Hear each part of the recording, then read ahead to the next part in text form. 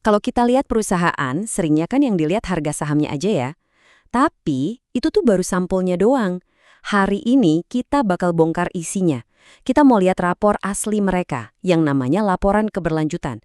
Lewat sini nih, kita jadi benar-benar tahu apa sih dampak nyata mereka buat dunia kita. Ya jelas lebih dari itu dong. Coba deh bayangin, Anda ini investor. Harga saham itu anggap aja kayak nilai ulangan matematika. Penting? Iya, penting. Tapi gimana soal nilai kelakuan, kepedulian sama lingkungan, atau kontribusi sosialnya? Nah, justru nilai-nilai tambahan itu kan yang bikin satu perusahaan jadi juara kelas beneran. Nah, ini dia alat kita buat ngintip nilai-nilai tadi. Laporan keberlanjutan ini benar-benar persis kayak rapor sekolah. Ada 3 mata pelajaran utama yang bakal kita cek nilainya. Pertama, planet. Ini soal gimana hubungan mereka sama lingkungan. Kedua, manusia. Gimana cara mereka memperlakukan karyawan dan orang-orang di sekitarnya. Dan yang ketiga, kinerja. Ini soal seberapa benar dan etis cara mereka ngelola perusahaannya. Oke, jadi ini dia urutan bedah rapor kita hari ini. Kita mulai dari nilai planet, lanjut ke manusia, terus kita intip bagian kinerjanya, dan terakhir, yang paling penting, kita simpulkan apa artinya semua ini buat Anda sebagai investor. Udah siap? Yuk kita mulai. Oke, langsung aja mata pelajaran pertama, planet. Nah, di sini kita nggak cuma mau denger janji-janji manis soal lingkungan ya. Kita cari bukti nyata. Apa sih yang udah bener-bener mereka lakuin buat bumi? Yuk, kita periksa PR mereka satu-satu. Kalau ngomongin lingkungan, ujian paling dasarnya ya konsep 3R ini. Gampang banget diucapin, tapi buat ngelakuinnya itu cerita lain. Yuk kita lihat datanya langsung, karena kalau udah ngomongin angka nggak bisa bohong. Siap-siap ya, ada beberapa angka yang cukup keren di sini. Oke, angka pertama, 1779. Ini bukan cuma angka biasa loh, ini adalah jumlah ban bekas truk tambang super besar yang berhasil diselamatkan dari tumpukan sampah. Dan tahu nggak diubah jadi apa? Jadi median jalan yang kokoh. Keren kan? Ini bukti nyata, limbah itu bisa jadi aset berharga. Lanjut, ada angka 92,6 ton. Ini adalah total sampah dapur dan kertas yang mereka sulap jadi kompos. Iya, kompos yang subur itu. Jadi sampah yang tadinya nggak ada gunanya, sekarang malah balik lagi ke alam buat nyuburin lahan. Bener-bener dari sampah jadi sumber kehidupan baru.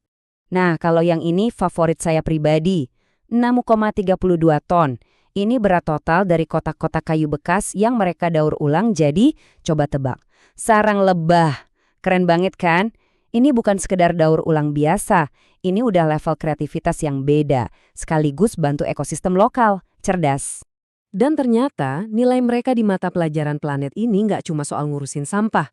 Di lahan bekas tambang yang udah mereka pulihkan, ternyata jadi rumah baru buat satwa-satwa langka.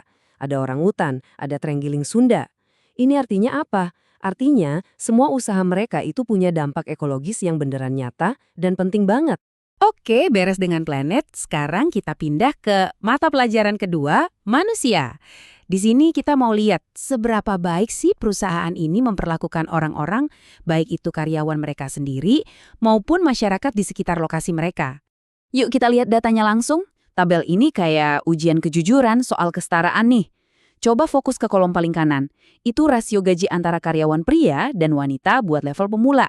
Lihat deh, angkanya 100% di semua lokasi. Artinya apa? Gaji mereka itu setara. Titik. Nggak mandang gender.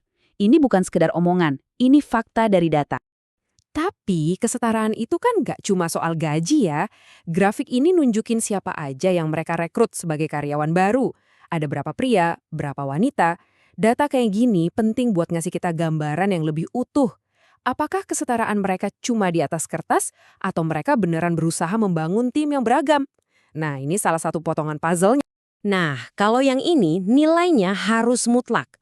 Angka yang kita semua mau lihat di sini cuma satu, 0. 0 kasus pekerja anak, 0 kasus kerja paksa. Ini adalah fondasi etika paling dasar. Dan di sini mereka lulus dengan nilai sempurna. Ini menunjukkan integritas perusahaan. Dampak mereka ke masyarakat juga nggak main-main. Lihat deh foto ini. Mereka ini adalah para pengusaha lokal yang ikut program Sahabat Tangguh. Jadi perusahaan ini nggak cuma ngasih ikan, tapi benar-benar ngasih kailnya. Caranya gimana? Dengan ngebina UMKM yang ada di sekitar mereka. Dan ternyata kail yang mereka kasih itu beneran manjur. Angka ini 7 miliar rupiah itu total omset yang dihasilkan sama UMKM-UMKM binaan mereka tadi. Ini bukti nyata kalau investasi ke komunitas itu bisa menciptakan efek domino ekonomi yang positif dan bikin masyarakat lebih mandiri.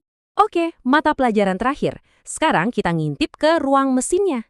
Namanya kinerja, atau sering disebut tata kelola.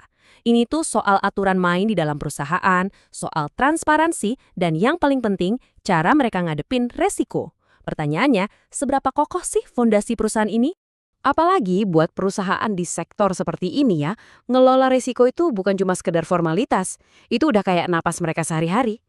Tata kelola yang bagus itu artinya mereka punya semacam radar yang nyala terus buat deteksi potensi masalah. Mulai dari keamanan di lapangan sampai ancaman cyber di dunia maya.